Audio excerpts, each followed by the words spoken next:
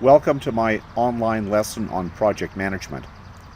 The purpose of this activity is to introduce everybody to the basic principles of project management as a profession and hopefully to get you guys and ladies excited about pursuing project management certification to complement your own career.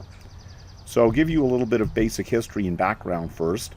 Project management is an activity started during World War II. In response, they obviously had a lot of big problems to deal with back then in terms of supply chain management and all the things they had to do to function under stressful conditions. So project managers work with something called the body of knowledge. And the body of knowledge is a document which is maintained under the stewardship of the PMI Institute, it's the International Organization for Project Managers. And this specifies all the things that need to be done in terms of making the project work. So this is actually one of the things you're going to be working with in your activity today. Another resource I'm giving you is my PowerPoint slides for when I teach this, so you're welcome to download those. The links are in your assignment. And essentially, I'll give you a high-level overview, and for your assignment, you're probably going to want to focus on slide 32 specifically. This will help you out. So project management, body of knowledge. What they say is that a project is a temporary endeavor undertaken to produce some new or unique product or service that's never existed before. So as you walk around today and you look at all the things around you, all the food on all the stores' shelves and all the clothes, all the roads and the buildings and the electricity and the internet and government services and, you'll realize that all of those at one point were a new thing that people did not have a concept of how to build. So they used the principles of project management to go from an initial requirement to getting the deliverable shipped out the door and ready for consumers to use. And project management says that we can make that happen by conceptualizing any activity as consisting of 10 knowledge areas. So there they are in slide 32. I don't know why I started that at point 4. I must have been tired when I did that because that's actually 1. So we have project management integration. That means the whole activity of putting the project together, including starting with the project charter, which is how every project starts. It specifies who your executive champion is, that is who's paying for all these great ideas, as well as, well, we start by identifying the stakeholders. We'll get into that. And then the second phase is project scope management. So we see, is it going to be like a very small project like building a house, or a very big project like building a subdivision of 1,000 houses?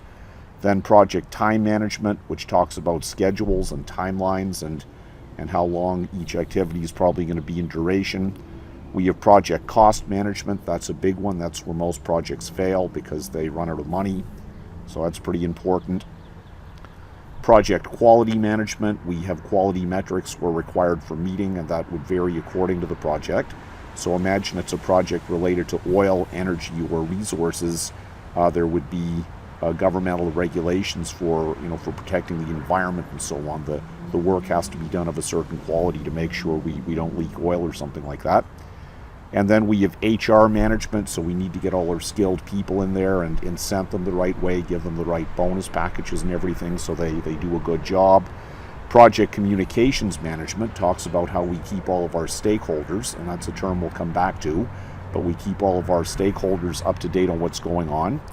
And then risk management, again, is another key one.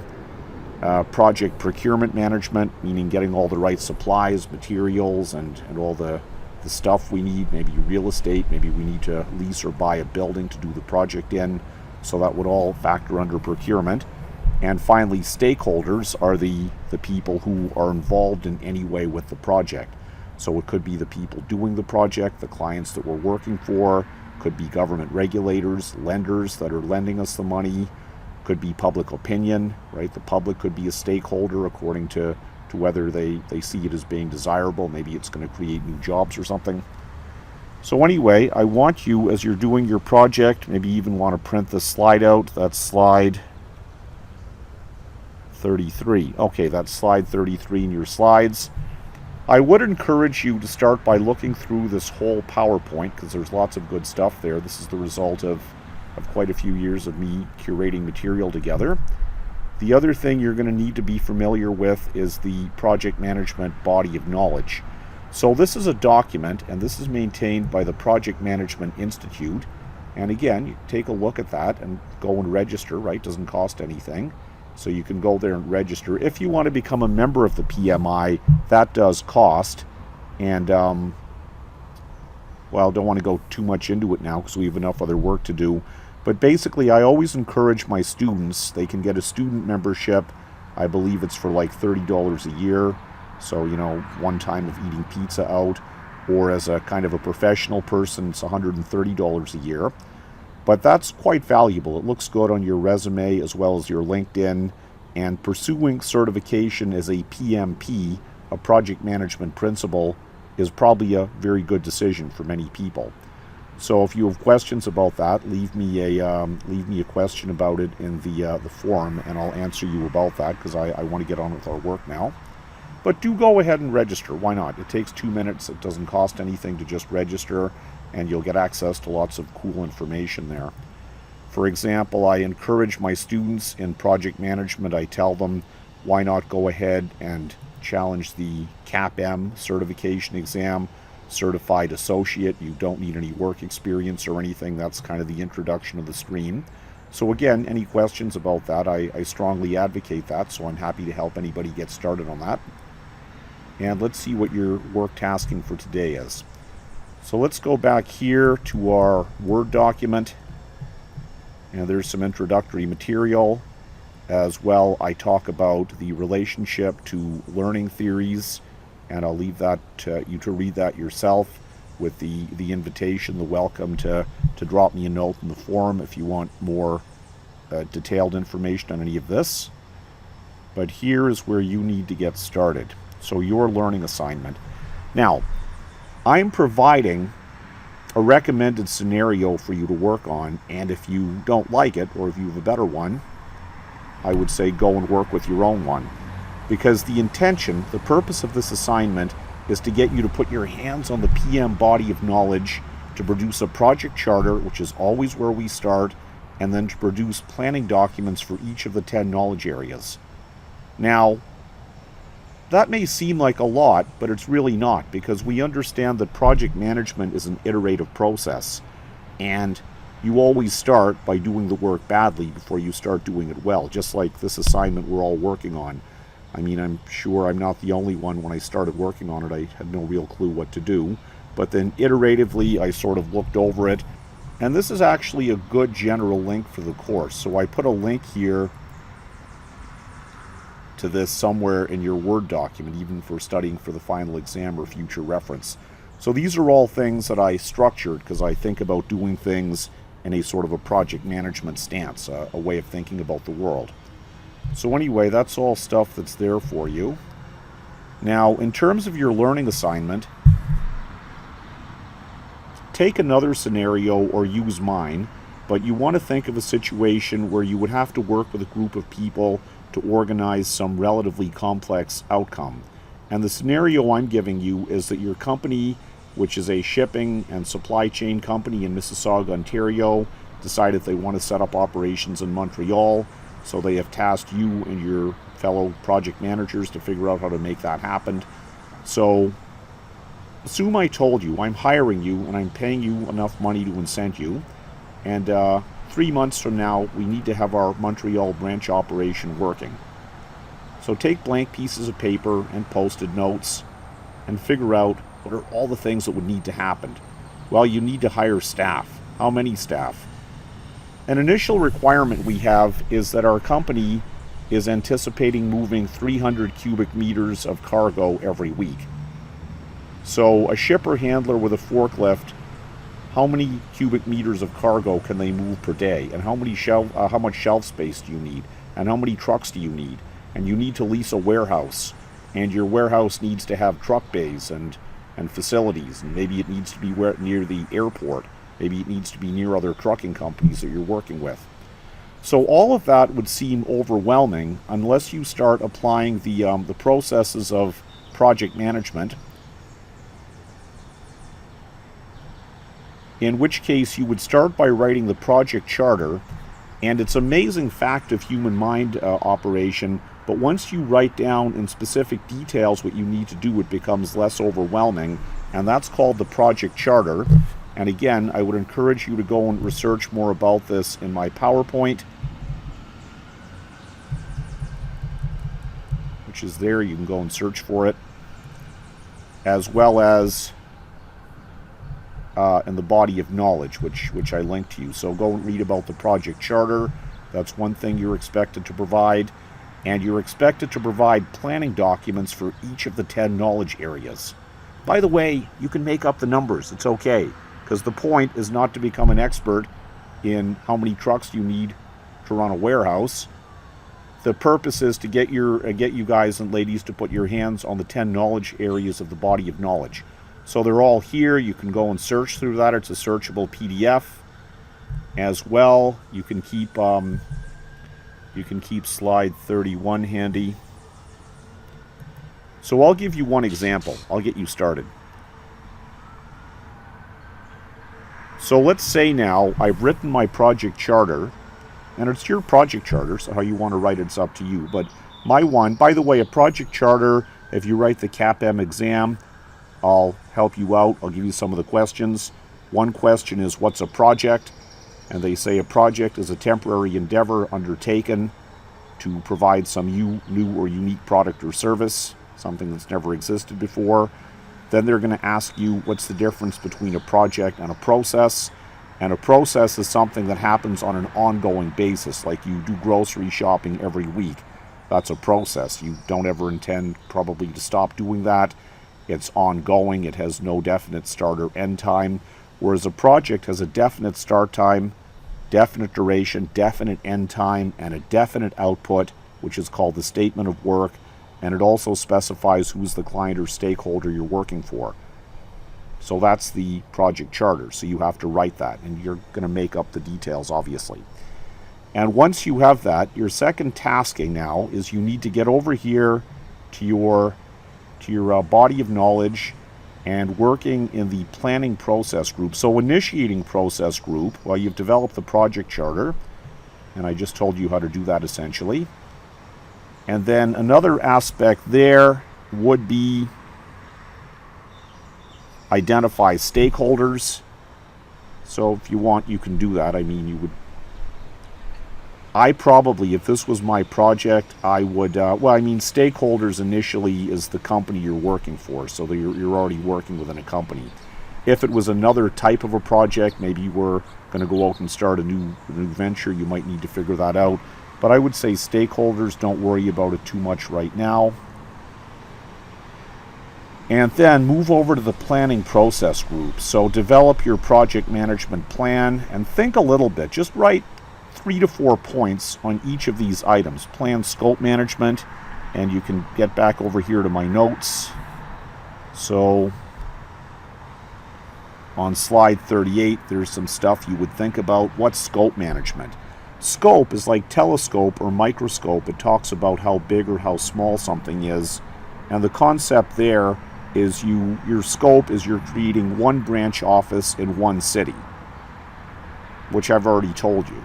But the reason why we always pay attention to scope is that in a less well-structured project, you might get into an issue where there's something called scope creep, and people get excited, and they make the project bigger and bigger till they make something that collapses under its own weight. So one of the roles of the project manager is to run around with a fly swatter, smacking people on the hand if they want to make the project too big. So just create a couple of points for your scope management plan and a couple of points for your schedule. So I've already told you that I want this done in 90 days as your executive champion. So you have to start with a calendar. Again, it's a 1-hour activity, so as much as you can do in 1 hour. But ideally you would start with a schedule and then backflow all of your timelines starting to today and think, what are all the things you need to do? What are all of your tasks?